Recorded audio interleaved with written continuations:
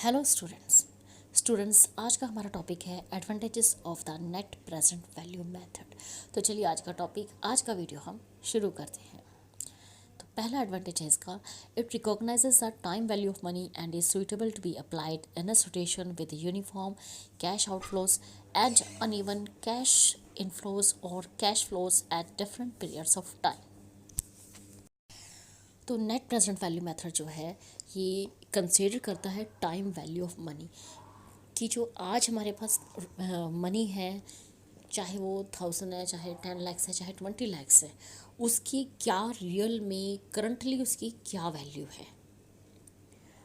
क्योंकि अगर सपोज कर लीजिए आज हमारे पास 500 रुपीज़ है तो उसकी कीमत आज से 10 साल बाद उतनी नहीं रहेगी, काफ़ी महंगाई हो चुकी होगी। तो 500 जो है उस समय बहुत ही छोटी वैल्यू हो जाएगी and is suitable to be applied. और हम नेट प्रेजेंट वैल्यू मेथड को हर सिचुएशन में यूज़ कर सकते हैं, चाहे हमारा यूनिफॉर्म कैश आउटफ्लोज हो, चाहे हमारा जो कैश आउटफ्लो है वो बराबर अमाउंट में हो, चाहे हमारा कैश इनफ्लो जो हमें कैश रिसीव हो रहा है अपने प्रोजेक्ट्स में, चाहे वो अनइवन अमाउंट हो उसकी, और cash flows at different periods of time.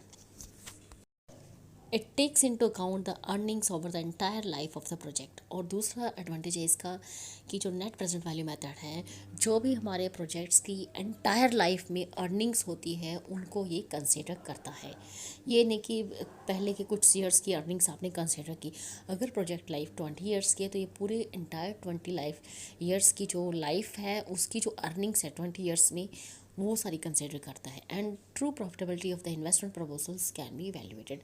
जब हम किसी प्रपोजल की पूरी इंटायर लाइफ की अर्निंग्स को इवेल्युएट कंसिडर करते हैं तो वहाँ पे हम जो प्रोजेक्ट की ट्रू प्रॉफिटेबिलिटी होती है वो हम निकाल पाते हैं। थर्ड है, it takes into consideration the objective of maximum profitability. तो नेट प्रेजेंट वैल्यू मेथड जो है इसका मेन मोटिव यही होता है कि ये मैक्सिमम प्रॉफिटेबिलिटी के ऑब्जेक्ट को कंसिडर में रखता है। नेक्स्ट है disadvantages of the net present value method as compare to the traditional methods. The net present value method is more difficult to understand and operate. तो अगर हमने ट्रेडिशनल मेथड्स देखे हैं कैपिटल बजटिंग के तो वो काफ़ी इजी हैं यूज़ करने, लेकिन उनके comparatively net present value method जो है समझने में थोड़ा मुश्किल है और इसे किस तरह से ऑपरेट करना है थोड़ा ये भी मुश्किल है। Second है, it may not give good results while comparing projects with unequal lives as the projects having higher net present value but realized in a longer lifespan may not be as desirable as a project having something lesser net present value achieved in such a shorter span of life of the asset।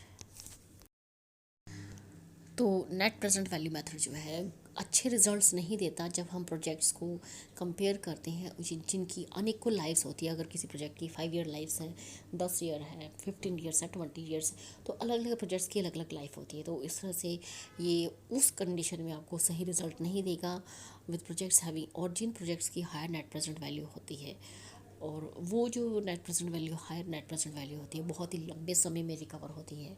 और कुछ projects ऐसे होते हैं जिनकी laser net present value होती है लेकिन हम उसे कम से कम समय में रिकवर कर लेते हैं।